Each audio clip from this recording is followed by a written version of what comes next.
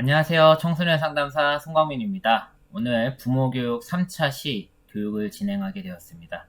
지난 시간 교육이 어떻게 좀 도움이 많이 되셨는지 모르겠습니다. 지난 시간에 온라인 게임이란 주제로 내 자녀가 온라인 게임 중독일지, 그리고 어떻게 관리하면 좋을지 이런 얘기들을 했었고요. 오늘은 사실은 그래도 지난 시간보다 조금 더 많은 부모님들이 관심을 가질 만한 이런 주제를 준비했어요. 바로 이제 내 자녀가 스마트폰 중독일까 확인하는 법에 대한 이야기를 해볼게요. 온라인 게임 같은 경우에는 애초에 평생토록 게임에 관심이 없는 청소년들도 좀 있습니다. 그렇기 때문에 이제 어떤 부모님들의 경우에는 이 온라인 게임에 대해서 별로 신경을 쓰지 않아도 별 탈 없이 아이 키우는데 어려움이 없는 경우가 많이 있는데요. 이제 스마트폰 같은 경우는 얘기가 좀 달라집니다. 이제 어쨌든 스마트폰을 안 사주긴 어렵고 어느 시기가 되면 스마트폰을 사줘야 되고 또 이제 성인들뿐만이 아니라 청소년들한테도 이 스마트폰이 굉장히 활용도가 좋습니다. 그러다 보니까 이제 부모님 보시기에는 너무 저거는 좀 많이 쓰는 것 같은데 중독 아니야? 이렇게 생각하실 수도 있고 또 이제 개 중에는 부모님들 스스로도 내가 좀 너무 많이 쓰는 것 같은데 내가 너무 중독이 아닌가? 이렇게 염려하시는 부분도 있을 거예요. 그래서 아마 오늘 주제가 자녀가 스마트폰 중독일까 확인하는 법이지만 또 부모님 스스로도 내가 혹시 중독은 아닐까 이런 거를 확인하는 시간도 될 수 있을 것 같아요.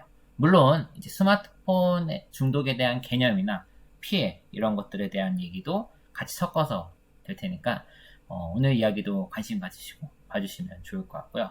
자, 그러면 우선 아까 중독이란 표현을 썼는데 과연 스마트폰이 중독 혹은 의존 어떤 표현이 더 맞을까요? 어떻게 생각이 드세요? 분명 스마트폰 중독이란 말들도 전문가들도 많이 쓰고 근데 또 지난 시간에 온라인 게임 얘기를 하는 걸 보니까 중독은 아닌 것 같기도 하고 조금 애매하시죠? 우선 이제 중독과 의존의 차이를 이야기할 때 당연히 이제 중독이 더 심각한 거고 의존은 좀 다소 난 경향성이 있고 이 부분은 다들 아실 테고 그리고 우리가 지난 시간에도 얘기했지만 중독은 뭐예요? 금단과 내성과 일상생활 장애 이 세 가지가 동시에 동반되는 이게 중독의 이야기라고 했었죠. 기억나시죠? 그래서 뭐 온라인 게임 또 이제 내년부터는 이제 정신병의 정식 체계로 들어온 것처럼 이제 뭐 알코올이라던가 도박, 게임 중독처럼 이제 중독이란 단어가 될 때는 반드시 이 세 가지가 동반됩니다. 금단, 내성, 일상생활 장애. 그죠? 그렇다면 이제 그 스마트폰에 관해서는 이제 전문가들도 얘기가 많을 수가 있고 아직까지는 스마트폰 중독이다라고 얘기하기에는 조금 이제 논의의 여지가 좀 많이 있어요.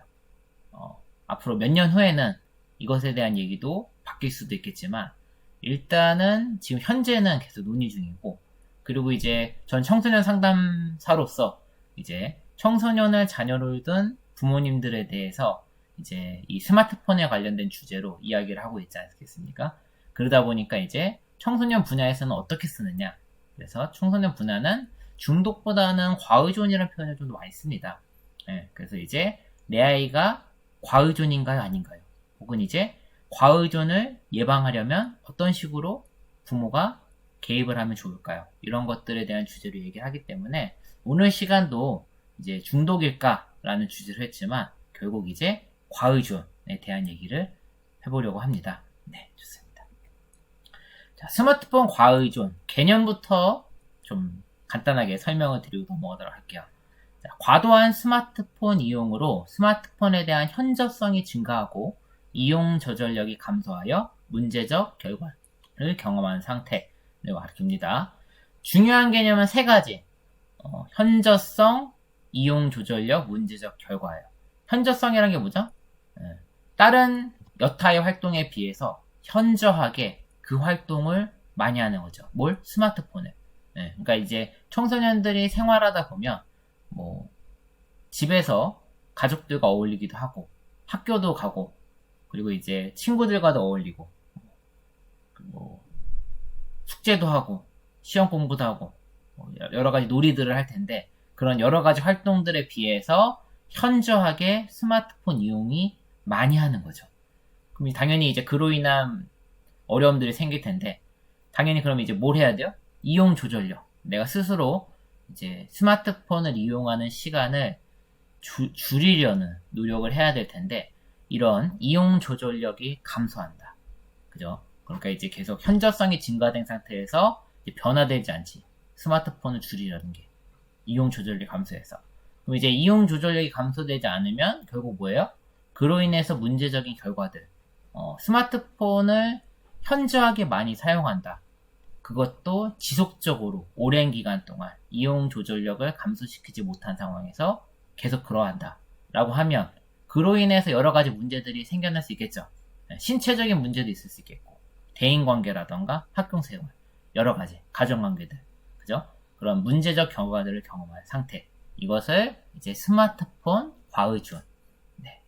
핵심 개념은 알죠? 현저성, 이용조절력, 문제적 결과 이 세 가지를 토대로 스마트폰 과의존이라는 개념이 형성이 되어 있다. 그래서 부모님들도 이제 우리 아이가 스마트폰 과의존일까요? 라고 할 때 스마트폰 과의존이 뭔가요? 라고 하면 많이 하는 거죠. 단순히 그게 아니라 현저성이 증가하고 이용 조절력이 감소돼서 이제 지속적으로 많이 하게 되니까 문제적 결과를 경험한 상태를 과의존이라고 한다. 이렇게 개념들을 또 알면 또 좀 더 있어 보이고 좀 아시는 것 같고 이런 느낌 들고 더 좋을 것 같아요. 네, 이런 개념이고요.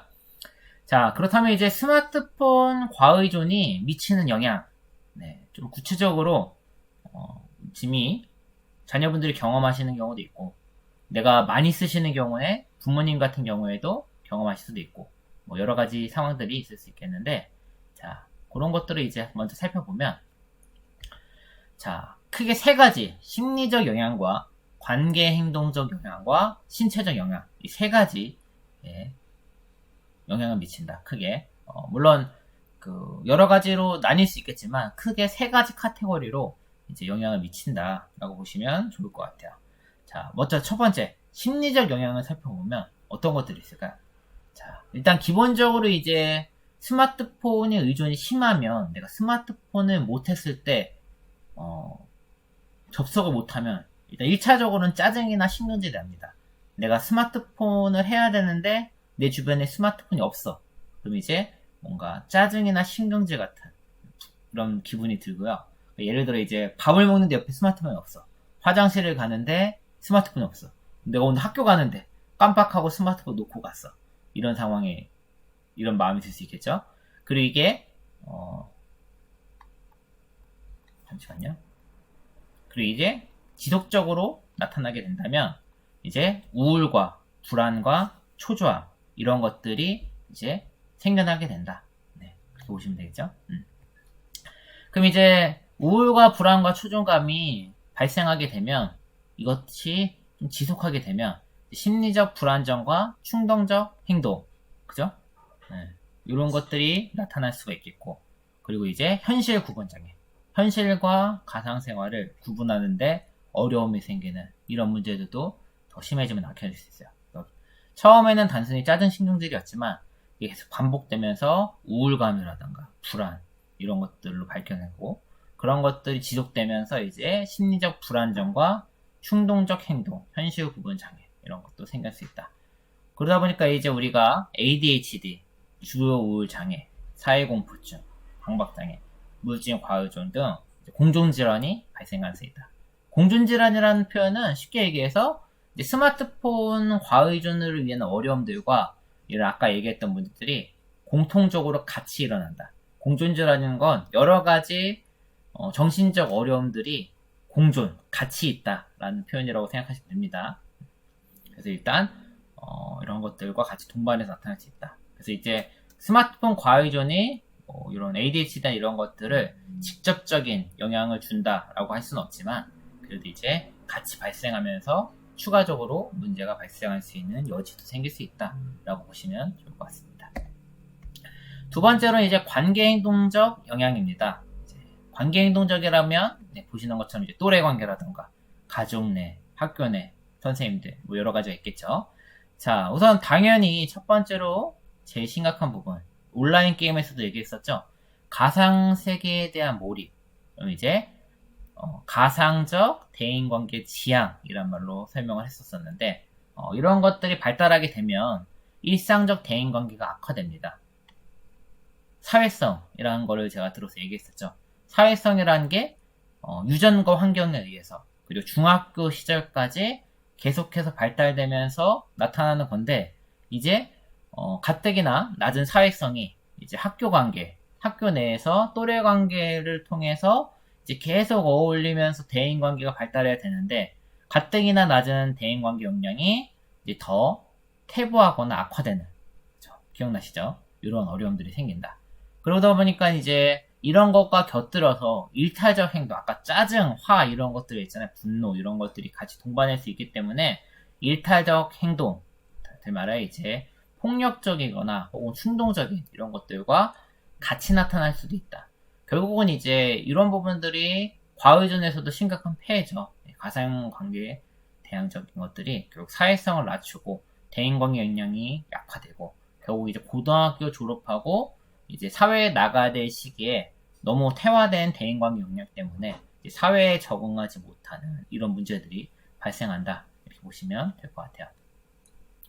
다음으로는 신체적인 영향. 이게 스마트폰을 많이 하게 되면 신체적인 어려움도 생길 수가 있습니다. 혹시 VDT 증후군이라고 들어보셨나요? 비주얼 디스플레이 터미널 신드롬이라고 해서 이게 사실은 이제 스마트폰뿐만 아니라 스마트 미디어 매체가 발달하면서 생겨난 신조어 같은 거예요. 그래서 이제 약간 이 VDT 증후군이 뭐냐면 스마트폰이나 컴퓨터 모니터와 같은 영상기기를 오랫동안 사용해 생기는 눈의 피로, 어깨, 목 통증 등을 통칭하는 용어입니다. 그래서 우리 호의 뭐 안구건조증, 그다음에 거북목 증후군은 이제 목이라는 게 일부적으로 거꾸로 이제 C자형으로 되어 있는데 일자목을 넘어서서 이제 반대로 C자가 되는 거북목 이렇게 굽은 이런 게 거북목 증후군이라고 하고요. 그다음에 손목 터널 증후군은 요 손목이 이렇게 부풀어 올라요. 실제로 마우스나 이런 것들 많이 패드나 이런 것들 많이 사용하다 보면 손목이 이게 터널처럼 이렇게 부풀어 오르는 이런 것들을 손목 터널 증후군이라고 하거든요.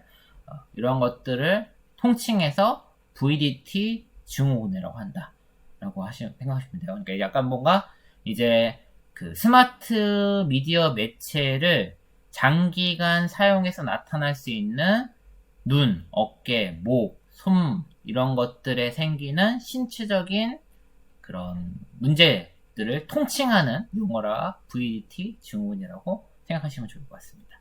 이런 것들이 있고요. 그 다음에 그거 외에도 이제 소음성 난청이라던가 전두엽 기능 저하, 디지털 치매. 전두엽이라는 건 이제 쉽게 말하면 사실 이제 부모님들이 많이 들어보셨을 텐데 쉽게 말하면 이제 인간을 인간답게 하는 뭔가 예의범절이라던가 그죠? 사람을 사람다운 구실하고 서로 배려하고 이런 역할을 하는 게 전두엽이라고 생각하시면 됩니다. 이제 전두엽 기능이 저하되면 일탈적 행동이 아까 얘기했던 그런 영향이 있겠죠. 네, 디지털 치매. 이제 디지털을 많이 사용함으로써 이제 젊은 층에서도 치매와 비슷한 증상들이 나타날 수 있는 이런 영향도 생길 수가 있다라고 보시면 좋을 것 같습니다. 자, 이런 여러 가지 어려운 문제들이 있는데요. 그러면 이제 내 아이가 과연 스마트폰 과의존인가를 알아보기 위해서 이제 척도가 있습니다. 근데 이제 부모님들도 요즘은 내가 스마트폰 과의존인가? 라고 염려하시는 분들이 있어요. 그래서 그런 분들이시라면 이제 이 내용을 보시고서 한번 점검해 보시는 것도 필요할 것 같습니다. 자, 이제 스마트폰 과의존 보시면 이제 아까 얘기했듯이 제가 처음에 스마트폰 과의존이란 개념을 설명할 때 세 가지 용어를 이렇게 집중해 설명했던 거 기억나세요? 그래서 하나가 현저성, 그 다음에 이제 조절 실패, 이용 조절력, 그죠? 그 다음에 세 번째 문제적 결과, 세 가지 얘기했잖아요. 그래서 이제 스마트폰 과의존 척도라는 것도 결국 이제 세 가지 개념을 토대로 설명을 한다. 먼저 이제 조절 실패에 관련된 영역을 보시면 스마트폰 이용 시간을 줄이려 할 때마다 실패한다. 그 다음에 스마트폰 이용 시간을 조절하는 것이 어렵다. 적절한 스마트폰 이용 시간을 지키는 것이 어렵다. 이렇게 세 가지 결국 이제 이용 조절, 내가 과도하게 사용하는데 그걸 조절하지 못하는 이런 측면을 나타낸다 라고 보시면 좋을 것 같고, 현저성은 뭐죠? 많이 사용하는 거, 다른 행동에 비해서. 그래서 내용을 보시면 스마트폰 옆에 있으면 다른 일에 집중할 수 있기 어렵다. 스마트폰 생각이 머리에서 떠나지 않는다. 스마트폰을 이용하고 싶은 충동을 강하게 느낀다. 그리고 스마트폰 이용 때문에 건강에 문제가 생긴 적이 있다.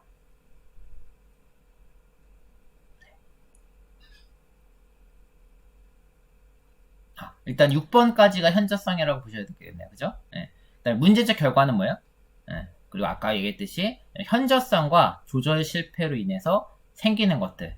그래서 이제 아까 얘기했던 스마트폰 이용 때문에 건강에 문제가 생긴 적이 있다. 스마트폰 이용 때문에 가족과 심하게 다툰 적이 있다. 스마트폰 이용 때문에 친구 혹은 동료, 사회적 관계에서 심각한 갈등을 경험한 적이 있다. 스마트폰 때문에 업무 수행에 어려움이 있다. 이렇게 10개 문항으로 구성이 되어 있습니다.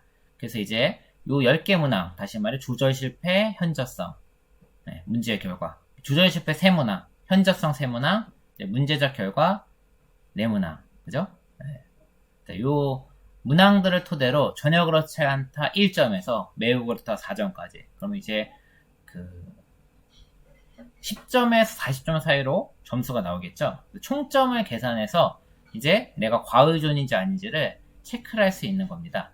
보시면 이제 성인들도 하실 수 있어요. 내 아이가 고위험군이니까 라고 했을 때 청소년들의 경우에는 31점 이상이면 고위험, 잠재적 위험군은 30에서 23, 일반 사용자는 22점 이하, 이렇게 보시면 될 것 같고, 내가 좀 많이 사용하는 것 같아, 아이도 문제지만 라고 생각하신다면 성인의 경우에도 이제 29점 이상, 잠재적 위험군 이제 28에서 24, 일반 사용자군은 23점 이하, 이렇게 구분해 보십니다. 60대 이상도 역시나 이런 식으로 해봤습니다. 그래서 보시면 이제 고위험군 사용자 같은 경우에는 스마트폰 사용에 대한 통제력을 상실한 상태로 일상생활의 상당 시간을 스마트폰 사용에 소비하고 있으며, 그로 인해 대인관계 갈등이나 일상의 역할 문제, 건강 문제 등이 심각하게 발생한 상태로서 역량 발달에 지체시킬 위험성이 높은 상태. 이렇게 보시면 좋을 것 같습니다. 잠재적 위험 사용군과 일반 사용자군은 건강하게 좀 사용하거나 잠재적 위험이 있는 거거나 이렇게 보시면 되겠죠. 그래서 이 검사지는 사실 스마트폰 과의존은 이제 내 자녀가 스마트폰의 과의존인가를 확인하기도 하지만 부모님 스스로도 체크해 볼 수 있는 검사라고 보시면 좋을 것 같습니다. 그래서 오늘은 이제 실제로 스마트폰 과의존의 개념에 대해서 조금 알아보고 그것에 대한 폐해, 그죠? 이런 것들도 살펴보고서 실제로 내가 척도를 기준으로 해서 내 자녀가 혹은 내가 이제 스마트폰 과의존인가를 알아볼 수 있는 이런 시간을 가져봤고요. 당연히 그렇다면 이제 다음 시간은 어떤 것들을 다뤄야 될까요? 당연히 이제 스마트폰 과의존을 예방하기 위한 그 대처 방법에 대해서 알아보면 좋겠죠.